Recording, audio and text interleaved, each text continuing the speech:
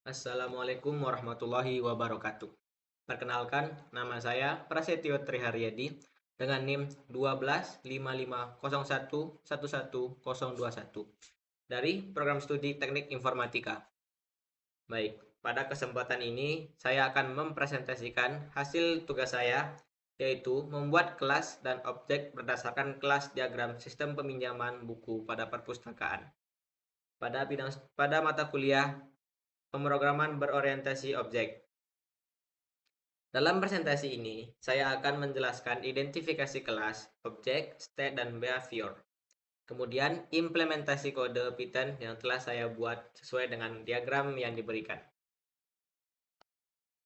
Baik, berdasarkan kelas diagram yang tersedia, terdapat 4 kelas utama dalam sistem ini, yaitu book, member, staff, dan borrow transaction. Yang pertama itu ada kelas book. Bisa lihat di sini, kelas book. Kelas book yaitu dalam sistem ini nih berisi mempresentasikan data buku yang ada di perpustakaan. Pada kelas ini terdapat beberapa state atau atribut, yaitu title, author, ISBN, dan is borrowed.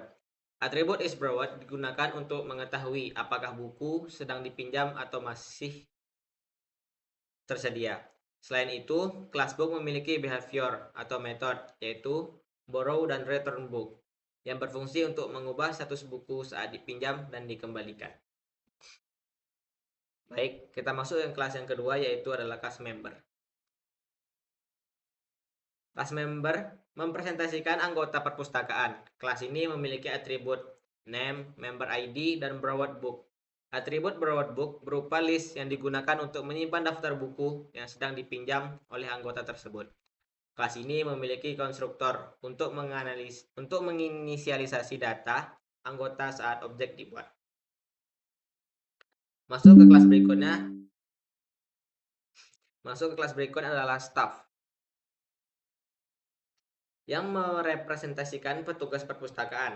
Kelas ini memiliki atribut name dan staff ID yang berfungsi untuk menyimpan identitas petugas. Staff berperan dalam memproses transaksi peminjaman dan pengembalian buku. Masuk ke kelas yang terakhir adalah borrow transaction.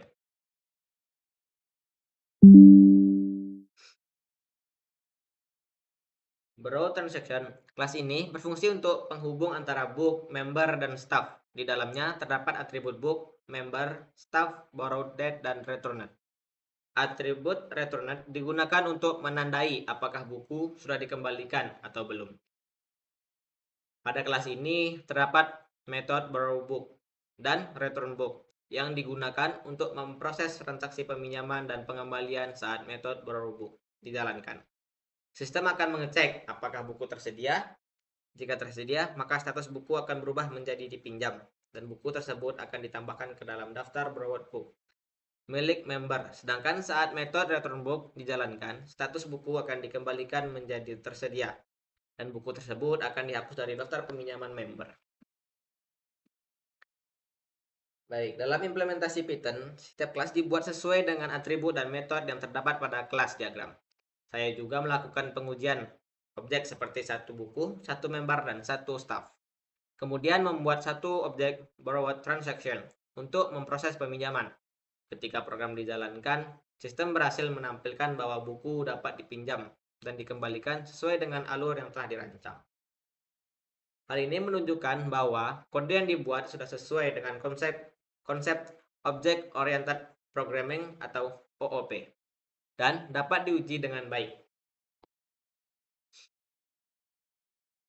Dari tugas ini dapat disimpulkan bahwa sistem peminjaman buku ini telah menerapkan konsep OOP seperti penggunaan kelas dan objek, enkapsulasi melalui atribut dan metode, serta relasi antar objek melalui kelas borrow transaction.